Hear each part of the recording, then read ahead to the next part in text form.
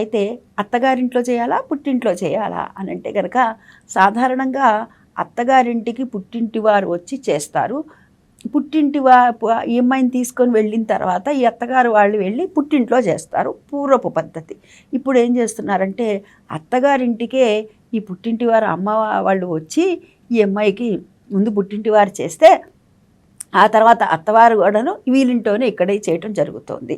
అయితే పుట్టింట్లో చేసినా అత్తగారింట్లో చేసినా ఎక్కడ చేసినా పర్వాలా, దాని గురించి మనం పడవలసిన పని లేదు, గొడవలు పడవలసినటువంటి పని అంతకంటే లేదు.